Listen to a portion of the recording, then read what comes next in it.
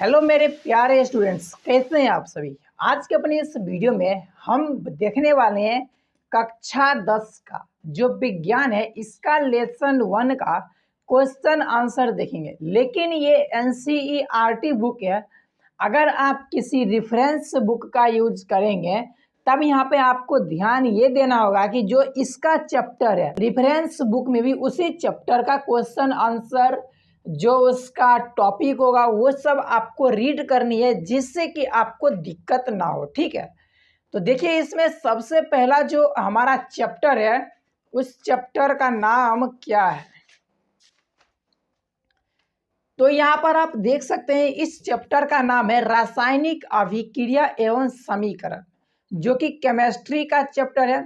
क्योंकि ये एनसीईआरटी है तो इसी में आपको केमिस्ट्री, फिजिक्स और बायोलॉजी ये सभी चैप्टर मिलेंगे। इसके लिए अदर बुक नहीं होता है, लेकिन वही रेफरेंस में केमिस्ट्री का अलग बुक, फिजिक्स का अलग बुक, बायोलॉजी का अलग बुक रहता है। ठीक है, तो बस इतना ही इंट्रोडक्शन में हमने आपको बता दिया। अब चलते हैं चैप्टर के तरफ और इसमें है रासायनिक अभिक्रिया एवं समीकरण। तो चलिए इसके क्वेश्चन आंसर को देखते हैं। और जितने भी एग्जाम में क्वेश्चन जो आते हैं वो सब के सब एनसीईआरटी से ही आते हैं। तो अगर आप एनसीईआरटी को सॉल्व करोगे तो समझ लो कि आप एग्जाम की तैयारी ही कर रहे हो। ठीक है, तो इसलिए थोड़ा ध्यान से नोट बनाते हुए, ठीक है, और जहाँ डाउट हो डाउट को क्लियर करते हुए, यानी कि आप कमेंट करके हमसे पूछोगे तो हम आपको उसका आंसर दे करके आपका डाउट को क्लियर करेंगे। ठीक है, और ऐसे करके आपको स्टडी करनी है। तो देखिए एनसीईआरटी की एक बात होती है कि जब आप इसको स्टडी करेंगे तो इसमें ना इसका जो क्वेश्चन आंसर है वो बीच बीच में भी होता है। तो जैसा कि यहाँ पर देखिए बीच में ही क्वेश्चन आंसर दिया हुआ है, यानी कि हम अगर चैप्टर को रीड करेंगे तो जब हमारा टॉपिक कंप्लीट हो जाएगा तो उसके बाद उसका क्वेश्चन आंसर आपको यहाँ पर नीचे मिल जाता है। तो चलिए इसको सॉल्व करते हैं और इसी तरह से सॉल्व करते हुए हम आगे बढ़ेंगे। अब देखिए इसमें सबसे पहला क्वेश्चन है, वायु में जलाने से पहले मैग्नीशियम रिबन को साफ क्यों किया जाता है। तो मैग्नीशियम रिबन को जलाने से पहले साफ क्यों किया जाता है, इसका रीजन पूछ रहा है। ठीक है, तो देखिए साफ करने का मतलब ये है कि उसके ऊपर जो भी जमा होगा उसको हटा देगा तो उसमें वायु का कांटेक्ट बहुत ही अच्छे तरीके से हो पाएगा और वो जलने में पूरी तरह से वो सही तरीके से जल पाएगा। तो इसीलिए तो साफ किया जाता है। लेकिन उसको हमें भाषा में किस तरह से लिखेंगे, इसको चलिए आंसर में लिखते हैं पहले। तो देखिए इसका आंसर हो जाएगा, मैग्नीशियम धातु सामान्य ताप पर नम वायु की उपस्थिति में मैग्नीशियम ऑक्साइड बनाता है। यानी कि जब नॉर्मल टेम्परेचर होता है, यानी कि रूम टेम्परेचर पर जब मैग्नीशियम धातु अगर रहता है ना तो वो क्या करता है कि नमी वाला वायु, यानी वायु में जो नमी होता है उसके साथ वो क्या करता है, रिएक्शन करता है और रिएक्शन करने के बाद मैग्नीशियम ऑक्साइड बनाता है। ठीक है, और वो ऑक्साइड क्या होता है कि उसके सतह पर जमा रहता है। देखिए आगे है, जो मैग्नीशियम रिबन के ऊपरी सतह पर जमा रहता है, इसलिए मैग्नीशियम रिबन को जलाने से पहले रेगमाल, रेगमाल का मतलब होता है जो सरेस पेपर होता है, यानी कि लोहा का जो बुरादा होता है, ठीक है, उसी को हम रेगमाल कहते हैं और उसको एक पेपर पे रख दिया जाता है, यानी कि और चिपका दिया जाता है, जिसको सरेस पेपर कहा जाता है। इसे साफ किया जाता है। ठीक है, और उसे साफ करने के बाद क्या करता है, ताकि ऑक्सीजन से सहयोग कर सके, यानी कि पूरे तरह से ये ऑक्सीजन के साथ संपर्क में आ जाएगा तो फिर रिएक्शन बहुत ही अच्छे तरीके से हो पाएगा। तो इसीलिए यानी कि मैग्नीशियम ऑक्साइड को हटाने के लिए ही उसको अच्छे से रगड़ के साफ किया जाता है। अब चलिए इसके बाद नेक्स्ट क्वेश्चन को देखते हैं। अब देखिए हमारा 2 नंबर क्वेश्चन, निम्नलिखित रासायनिक अभिक्रियाओं के लिए संतुलित समीकरण लिखिए। यानी कि उसमें कुछ रासायनिक अभिक्रिया दिया हुआ रहेगा जो कि इस तरह से शब्द में लिखा रहेगा, जैसे लिखा है ना हाइड्रोजन क्लोरीन और हाइड्रोजन क्लोराइड। ठीक है, इसी तरह से लिखा हुआ। तो इसको क्या करना है कि पहले हमें रासायनिक समीकरण में बदलना है और उसके बाद उसको संतुलित रासायनिक समीकरण में बदलना है। ठीक है, तो इसको देखिए हमें बनाना कैसे, यहाँ पे हाइड्रोजन क्लोरीन और हाइड्रोजन क्लोराइड। तो अब इसको बनाने के लिए हमें पहले देखिए हाइड्रोजन है तो इसको हम कैसे लिखते हैं, इसको लिखते हैं हम H2। ठीक है, हाइड्रोजन जो होता है, हाइड्रोजन को हमेशा H2 से लिखा जाता है, H2 हो गया प्लस क्लोरीन, तो क्लोरीन को Cl2 के रूप में लिखा जाता है Cl2। अब इसको जब हम अभिक्रिया करवाएंगे तब ये बनेगा HCl। लेकिन देखिए हमने इसको इस तरह से लिख दिया, तो इसको कहते हैं हम कंकाल रासायनिक समीकरण, यानी कि यहाँ पे सिर्फ स्ट्रक्चर के रूप में लिखा गया है कि हाँ ऐसे ऐसे है, लेकिन ये भी संतुलित नहीं है। संतुलित कैसे किया जाता है, तो इसके लिए हम देखेंगे जो अभिक्रिया यानी कि अभी जो अभिकारक है उसमें जितना परमाणु है क्या उतना परमाणु प्रतिफल में है। तो देखिए यहाँ पर हाइड्रोजन 2 है लेकिन इधर 1 है, क्लोरीन 2 है और ये भी इधर 1 है। हमें इसको संतुलित करना है तो हम क्या करेंगे कि यहाँ पे 2 लगा देते हैं। अब देखिए हाइड्रोजन कितना हो गया, ये प्रतिफल है तो हाइड्रोजन कितना हो गया, यहाँ पर 2 हो गया, तो इधर भी 2 है। फिर देखिए इधर प्रतिफल में क्लोरीन 2 है, तो देखिए यहाँ पर अभिकारक में भी क्या है, अभिकारक में भी क्लोरीन के परमाणु की संख्या 2 है। ठीक है, तो इसलिए ये क्या हो गया, ये हो गया संतुलित रासायनिक समीकरण। ठीक, आगे चल के ऐसा भी क्वेश्चन है कि हम किसी भी रासायनिक समीकरण को संतुलित क्यों करते हैं, तो वहाँ पर भी हमें कुछ देखना पड़ेगा और वहाँ से भी कुछ क्लियरिटी होगी कि आखिर संतुलित क्या होता है। ठीक है, चलिए अब इसके बाद 2 नंबर क्वेश्चन को देखते हैं। आप देखिए यहाँ पे 2 नंबर क्वेश्चन है बेरियम क्लोराइड। तो बेरियम क्लोराइड का जो फार्मूला होता है वो होता है BaCl2, ये हो गया बेरियम क्लोराइड प्लस। अब फिर है एल्युमिनियम सल्फेट, तो एल्युमिनियम सल्फेट का जो होता है सूत्र वो होता है Al2SO4 और SO4 का होल थराइस। ठीक, और फिर इसके बाद देखिए रिएक्शन है, तो रिएक्शन का हम मतलब एरो देंगे। फिर ये बनता है क्या है प्रतिफल में, प्रतिफल में बनता है बेरियम सल्फेट, तो बेरियम सल्फेट का होता है BaSO4 प्लस, फिर बनता है एल्युमिनियम क्लोराइड, तो एल्युमिनियम क्लोराइड का जो फार्मूला आता है वो होता है AlCl3। ठीक, तो ये हो गया हमारा कंकाल रासायनिक समीकरण, ये तो लिख दिए, लेकिन इसको अब हमें करना है संतुलित। तो संतुलित करने के लिए क्या करेंगे, संतुलित करने के लिए दोनों तरफ जितने भी तत्व है उसके परमाणु को गिनेंगे कितने हैं। तो इधर देखिए इधर क्या है Ba यानी कि बेरियम 1 है और इधर बेरियम 1 है। ठीक है, कोई बात ना, चल जाएगा। इधर क्लोरीन 2 है और इधर 3 है, यानी कि थोड़ा ज़्यादा हो गया। ठीक है, क्लोरीन को हमें संतुलित करना पड़ेगा। फिर इधर एल्युमिनियम 2 है तो इधर भी एल्युमिनियम 1 है, तो एल्युमिनियम को भी संतुलित करना पड़ेगा। SO4 यहाँ पे देखिए तो कितना है, SO4 जो है वो 3 गो है और यहाँ पर क्या है, यहाँ पर सिर्फ SO4 एक ही है। देखिए यहाँ पर SO4 कितना है, सिर्फ 1 है। तो पहले हम क्या करते हैं कि SO4 को ना, ठीक है, संतुलित करते हैं। तो देखिए SO4 को संतुलित करने के लिए हम इधर क्या करते हैं, यहाँ पे 3 लगा देते हैं। तो अब SO4 कितना हो गया, SO4 इधर भी 3 हो गया और इधर भी यहाँ पर भी 3 है। ठीक है, लेकिन देखिए बेरियम अब कितना हो गया, बेरियम इधर 3 हो गया और इधर 1 हो गया, तो हम इधर क्या करेंगे, यहाँ पर 3 लगा देंगे, लगा दिए। अब देखिए जब इधर 3 लगाए तो बेरियम तो हो गया कंट्रोल में, लेकिन अभी क्लोरीन बढ़ गया। इधर क्लोरीन कितना हो गया, 3 दूनी 6 हो गया। ठीक है, और इधर कितना है, क्लोरीन 3 है, तो हम यहाँ पे क्या करते हैं, 2 लगा देते हैं। तो अब क्लोरीन कितना हो गया, 3 दूनी 6, यानी 6 क्लोरीन प्रतिफल में भी और 6 क्लोरीन हमारा अभिकारक में भी है। ठीक है, नेक्स्ट अब देखिए यहाँ पे एल्युमिनियम बचता है, तो एल्युमिनियम इधर 2 है प्रतिफल में और इधर भी यानी अभिकारक में भी कितना एल्युमिनियम 2 है, यानी कि अब ये संतुलित हो गया। हमने यहाँ पे 3 लगाया, 2 लगाया और ये प्रतिफल में लगाया था, और जो अभिकारक है इसमें यहाँ पे बेरियम क्लोराइड के ऊपर हमने 3 लगाया। ठीक है, 3 से मल्टीप्लाई किए और ये संतुलित हो गया।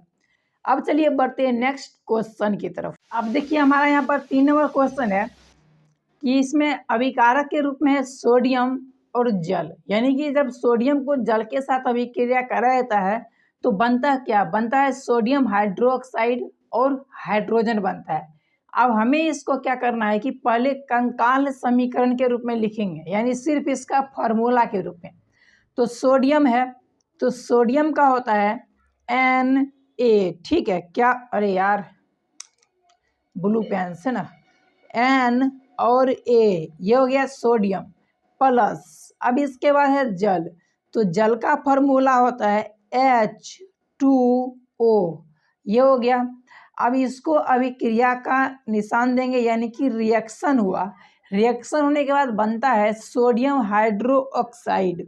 तो सोडियम हाइड्रोक्साइड का जो सूत्र यानी कि फार्मूला क्या होता है NaOH, ये हो गया सोडियम हाइड्रोक्साइड प्लस बनता क्या है, हाइड्रोजन गैस भी बनता है, हाइड्रोजन गैस, ठीक है। यहाँ पे जब कभी भी गैस बनेगा तो उसमें ऊपर का निशान देंगे, जिससे कि यानी गैस बाहर निकल जाता है। तो अब देखिए इसमें इसको हम क्या करेंगे, अब इसको हमें करना है संतुलित। तो इधर देखिए सोडियम एक, इधर भी सोडियम एक है, इधर हाइड्रोजन 2 है, तो इधर देखिए 1 और 2, 2 हाइड्रोजन इधर भी है, 1 ऑक्सीजन इधर है, तो ये 1 ऑक्सीजन इधर भी है, यानी कि ये पहले से ही संतुलित है। तो हमें इसको अब संतुलित नहीं करना है, ठीक है, इतना पर ही छोड़ देंगे। चलिए अब बढ़ते हैं नेक्स्ट क्वेश्चन की तरफ। अब देखिए हमारा यहाँ पर नेक्स्ट क्वेश्चन है, निम्नलिखित अभिक्रियाओं के लिए उनकी अवस्था के संकेतों के साथ संतुलित रासायनिक समीकरण लिखिए। यानी कि भाषा में अभिक्रिया दिया रहेगा, फिर उसको हमें क्या करना है कि उसको रासायनिक समीकरण के रूप में यानी कि उसके सूत्र के रूप में लिखेंगे और उसको संतुलन भी करेंगे, लेकिन वहाँ पे हमें अवस्था भी बताना होगा कि कौन इसमें से अभिक्रिया में जो पदार्थ है वो ठोस की अवस्था में है या फिर गैस की अवस्था में है या फिर लिक्विड की अवस्था में है, ठीक है। वहाँ पर संकेत को भी दर्शाना होगा। तो देखिए हम थोड़ा एक चीज़ आपको यहाँ पर बता देते हैं, जैसे अगर कोई चीज़ गैस है, ठीक है, अगर किसी का जो है स्टेटस यानी कि क्या है वो गैस में है, तो इसको जब वो गैस की अवस्था में रहेगा ना, यानी कि गैस स्टेट में रहेगा, तब उसको हम इस तरह से G से डिनोट करते हैं, ठीक है। इसका संकेत क्या हुआ, गैस का G। अगर कोई लिक्विड फॉर्म में है, ठीक है, LIQUID, ठीक है, अगर कोई लिक्विड फॉर्म में है तो इसके लिए हम क्या करते हैं कि एक्वा का यानी AQ, ठीक है, AQ संकेत का यूज करते हैं। और अगर कोई ऐसा मतलब है जो कि सॉलिड स्टेट में है, किस में है वो, सॉलिड यानी कि ठोस अवस्था में है, तो इसके लिए हम संकेत S का यूज करते हैं, ठीक है। तो इसको आपको ध्यान रखना है। चलिए अब इसको अब क्या करते हैं कि हम क्वेश्चन को सॉल्व करते हैं। अब यहाँ पे देखिए पहला क्वेश्चन है, जल में बेरियम क्लोराइड तथा सोडियम सल्फेट के विलयन अभिक्रिया करके सोडियम क्लोराइड का विलयन तथा अघुलनशील बेरियम सल्फेट का अवक्षेप बनाते हैं। अब ये जो रिएक्शन है, इस रिएक्शन को पहले हम क्या करेंगे कि एक नॉर्मल रिएक्शन लिखेंगे, ठीक है। जो केमिकल रिएक्शन होता है उसको भाषा में जैसे लिखा जाता है वैसे लिखेंगे। अब भाषा में कैसे लिखा जाता है, तो भाषा में लिखने के लिए होता है, जैसे जल में बेरियम क्लोराइड है ना, तो पहले लिखेंगे बेरियम क्लोराइड, क्या, ये है इसका आंसर, ठीक। तो अब यहाँ पे देखिए, यहाँ पे ये जो है ये हो गया रासायनिक समीकरण, जैसा इसमें कहता है वैसा ही बेरियम क्लोराइड। तो यहाँ देखिए बेरियम क्लोराइड प्लस क्या है, सोडियम सल्फेट, यानी कि सोडियम सल्फेट के साथ रिएक्शन हो रहा है, और रिएक्शन हो कहाँ रहा है, ये जल में हो रहा है ना, तो यहाँ पर जो रिएक्शन यानी एरो का जो निशान देंगे यहीं पे हमें जल लिखना है, यानी कि रिएक्शन जल में हो रहा है। फिर इसके बाद देखिए प्रतिफल के रूप में क्या बनता है, प्रतिफल के रूप में बनता है सोडियम क्लोराइड। तो यहाँ पे हो गया सोडियम क्लोराइड और क्या है, तो बेरियम सल्फेट, ये दोनों चीज़ का निर्माण होता है। ये रासायनिक समीकरण लिख दिए। अब इसको क्या करेंगे, हम इसको कंकाल समीकरण के रूप में लिखेंगे। कंकाल रासायनिक समीकरण ये होता है, यानी कि सिर्फ इसका संकेत के रूप में लिखना है, ठीक है। तो कुछ इस तरह से ये इसका बन गया क्या, रिएक्शन हो गया। रिएक्शन होने के बाद ये सब बनता है, तो ये हो गया कंकाल समीकरण। अब इसको हमें क्या करना है, इसको हमें करना है संतुलित। तो इसको संतुलित करने के लिए देखिए एक तरीका हम बताते हैं। सबसे पहले क्या करना है कि ये जितने भी इसमें भाग लेने वाले पदार्थ है, ठीक है, हाँ, इसको क्या करेंगे, हम इस तरह से ब्रैकेट में पहले लिखेंगे BaCl2 लिख दिए, इसको हम इस तरह से ब्रैकेट में घेर देंगे, ठीक। प्लस इसके बाद है Na2SO4, तो लिखेंगे Na2SO4, ये लिख दिए, इसको ब्रैकेट में घेर देंगे। फिर इसके बाद रिएक्शन करने के बाद ये होता है H2O में, ठीक। फिर है NaCl, तो NaCl इसको भी हमें ब्रैकेट में बंद करना है। फिर प्लस और नेक्स्ट फिर से ब्रैकेट में लिखेंगे BaSO4, ये कर दिए। अब इसके बाद हमें क्या करना है, अब इसके बाद देखिए यहाँ पर ये टेबल तैयार हो गया, ठीक है। अब देखिए इस तरह से यहाँ पर आपको टेबल तैयार करना है। फिर इसमें देखिए कि इसमें अभिकारक के तरफ जो ये तत्व है, तत्व का मतलब कितना है, यानी ये तत्व का संख्या कितना है, तो बेरियम कितना है, बेरियम 1 है, तो इसलिए इसमें लिखेंगे 1, ठीक। और प्रतिफल में देखिए तो बेरियम कितना है, इसमें भी 1 है, तो इसमें भी लिख दिए 1, ठीक। क्लोरीन देखिए तो क्लोरीन इधर अभिकारक में 2 है, तो इसमें लिख देंगे 2। और प्रतिफल में क्लोरीन कितना है, 1, तो इसमें लिख दिए 1। सोडियम देखिए यहाँ पे अभिकारक में 2 है, तो 2 लिख दिए। प्रतिफल में कितना है, प्रतिफल में देखिए सोडियम 1 है, लिख दिए। नेक्स्ट सल्फर में देखिए सल्फर अभिकारक में 1 है, तो यहाँ पर 1 लिख दिए। प्रतिफल में देखिए सोडियम का सल्फर कितना है, 1 है, तो 1 लिख दिए। ऑक्सीजन 4, तो यहाँ पे 4 लिख दिए, और इधर से भी 4 है, तो 4 लिख दिए, ठीक। कुछ इस तरह से लिख दिए। अब हमें क्या करना है कि संतुलित करना है। तो देखिए बेरियम में अभिकारक प्रतिफल ये दोनों ही समान है, तो इसको संतुलित नहीं करना है। नेक्स्ट क्लोरीन देखिए, क्लोरीन क्या है, अभिकारक में 2 है, यानी कि यहाँ पे 2 है, लेकिन प्रतिफल में 1 है, तो इसको संतुलित करना है। तो हम क्या करेंगे कि इसको मल्टीप्लाई कर देंगे 2 से, ठीक, और बराबर क्या हो जाएगा 2। तो अब देखिए क्लोरीन प्रतिफल में हमने 2 से गुना किया, तो यहाँ प्रतिफल है ना, तो इसको यहाँ पे हम 2 से मल्टीप्लाई कर दिए, ठीक। अब जैसे हमने क्लोरीन में 2 से मल्टीप्लाई किया, तो ये सोडियम के साथ भी हो गया, तो सोडियम हो गया 2। तो अब देखिए यहाँ पे जो सोडियम है इसमें प्रतिफल में कितना हो गया, ये +1 कर देंगे, तो बराबर कितना हो गया 2, ठीक। तो इस तरह से देखिए क्लोरीन 2 अभिकारक में और 2 प्रतिफल में हो गया, यानी कि बराबर।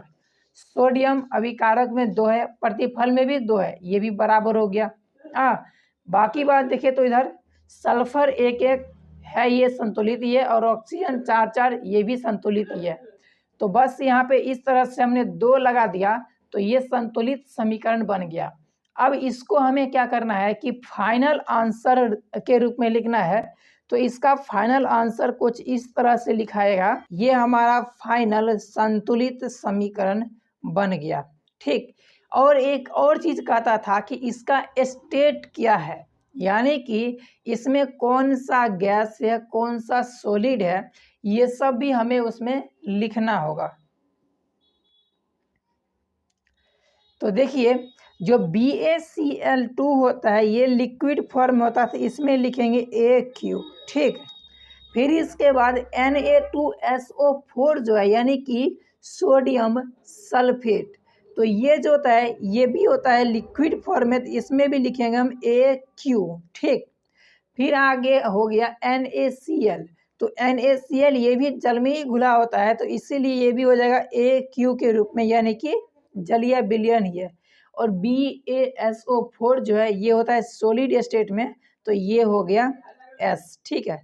तो कुछ इस तरह से ये हमारा बन गया, और इसमें हमने अवस्था भी लिख दिया, और इसके साथ साथ हमने उसका जो संतुलित समीकरण होता है ये भी बना दिया। अब देखिए हमारा यहाँ पर 2 नंबर क्वेश्चन है।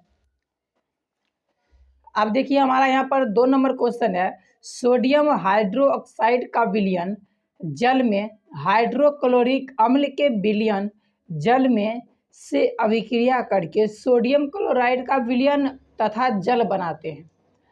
तो यानी कि अब देखिए सोडियम हाइड्रोक्साइड और हाइड्रोक्लोरिक अम्ल ये दोनों ही रिएक्शन करता है, लेकिन रिएक्शन कहाँ करता है, ये जल में करता है। तो इसको सबसे पहले हम इस तरह से समीकरण के रूप में लिख दिया, ठीक है। इसको मतलब कि भाषा में ही लिख दिए सोडियम हाइड्रोक्साइड प्लस हाइड्रोक्लोरिक अम्ल, ठीक है। और रिएक्शन कहाँ हुआ, तो जल में हुआ है। फिर आगे है बनता क्या है, सोडियम क्लोराइड। कहता है ना कि अभिक्रिया करके सोडियम क्लोराइड बनाता है और जल बनाते हैं, तो सोडियम क्लोराइड प्लस जल का निर्माण करता है। तो ये तो हो गया भाषा में जो मतलब रासायनिक समीकरण लिख दिए। फिर इसके बाद अब देखिए इसको कंकाल रूप में हमने इसको बदला। कंकाल रूप में बदले तो यहाँ पर सोडियम हाइड्रोक्साइड का जो फॉर्मूला आता है वो होता है NaOH लिख दिए, और इसका फॉर्म क्या होता है, लिक्विड फॉर्म, तो हो गया AQ, ठीक। फिर इसके बाद देखिए है हाइड्रोक्लोरिक अम्ल। तो हाइड्रोक्लोरिक अम्ल का होता है HCl, और ये भी लिक्विड है तो AQ हो गया। और ये रिएक्शन जल में हो रहा है तो जल का जल ही रहने, यहाँ पर H2O भी लिख सकते हैं, कोई दिक्कत ना होगा। फिर आगे है सोडियम क्लोराइड, इसका होता है NaCl, तो ये भी लिक्विड फॉर्म होता है तो AQ हो गया। फिर बनता है जल, और जल को देखिए तो H2O, ये भी लिक्विड फॉर्म में ही रहता है तो AQ हो गया, ठीक है। इस तरह से हमने कंकाल फॉर्म में इसको लिख रहा था, लेकिन जैसे ही हमने इसको संतुलित करने के लिए देखे कि आखिर इसमें क्या ये असंतुलित है, लेकिन ये पूरा का पूरा संतुलित ही था। देखिए तो यहाँ पर अभिकारक में सोडियम 1 है तो प्रतिफल में भी 1 है। फिर इसके बाद देखिए इधर ऑक्सीजन 1 है तो यहाँ भी ऑक्सीजन 1 है। फिर हाइड्रोजन देखिए तो इसमें अभिकारक में 1 और 2 है, तो यहाँ देखिए H2 यानी कि 2 हाइड्रोजन यहाँ पर भी है। फिर क्लोरीन देखिए तो 1 ही है यहाँ पे अभिकारक में और 1 ही प्रतिफल में भी है, यानी कि ये जो है ये समीकरण संतुलित ही है, ठीक है। इसको हमें संतुलित करने की आवश्यकता नहीं है। चलिए अब बढ़ते हैं हम नेक्स्ट क्वेश्चन की तरफ, ठीक है। लेकिन एक सेकेंड, वीडियो बहुत ज़्यादा लंबा हो जाएगा तो इसलिए इसको हम पार्ट 1 बनाते हैं। पार्ट 2 आपको बहुत ही जल्द मिल जाएगा, लिंक डिस्क्रिप्शन में दे देंगे, ठीक है। तब तक के लिए बाय बाय और लव यू ऑल।